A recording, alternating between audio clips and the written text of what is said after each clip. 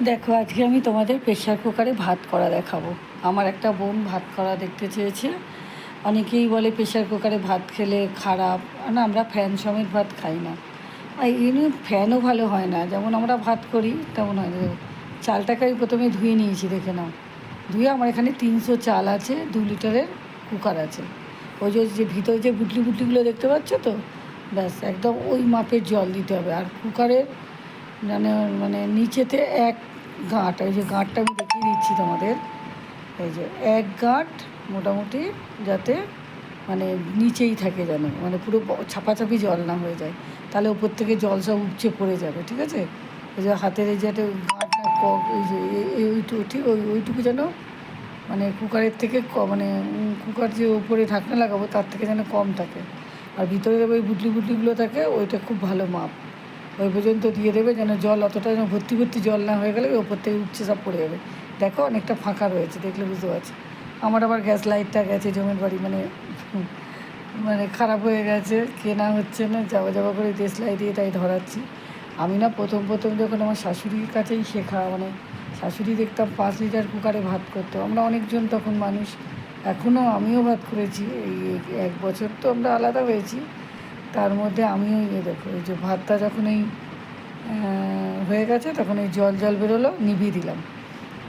15 minute তুমি অন্য কাজ করবে, 15 মিনিট তুমি নিভিয়ে দেবে, নিভিয়ে দিয়ে 15 মিনিট তুমি ঘোরাঘুরি করবে, যা ইচ্ছা ফোন টোন দেখো। 15 মিনিট পরে খুলবে, খুলে দেখছি আমি ভাতটা এখনও শক্ত শক্ত আছে, বুঝতে পারছো?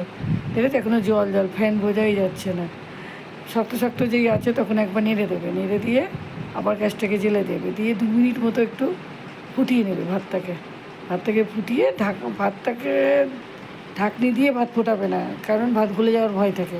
যেহেতু ভাতটা অনেকটা হয়ে গেছে, কী করবে, ভাতটাকে দেখে নিলাম, দেখে নিয়ে এবার তুমি ফুটিয়ে নেবে একটুখানি হালকা করে, যে ফুটছে, যেই ফুটছে সেই প্রেশারের ঢাকনিটা আটকে গ্যাসটাকে বন্ধ করে দেবে।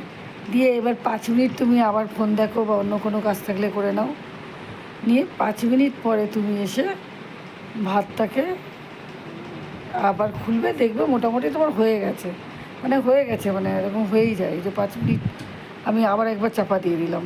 এতে বরের গ্যাসের পয়সা কম কম খরচ হয়, মানে বরের অনেক সাশ্রয় হয়। প্রেশারে ভাত করলে কী হয়, অনেক গ্যাস কম পড়ে, অনেক। এই যে আমি 5 মিনিট পর চলে এলাম, তার মধ্যে তোমাদের সঙ্গে একটু একটু গল্প করছি। এই যে ভাতটা হয়ে গেল। আমরা একটু শক্ত শক্ত ভাত খাই, খুব গলা ভাত খেতে পারি না আমি। আমার ভাত সুন্দর না হলে ঠিক ভাত খেয়ে পোষায় না। আর এইরকম একটা সরার মাপ নিয়ে নেবে, মানে ঠিক এই ধরনের, যাতে না ভাতটা বাইরে পড়ে যায়।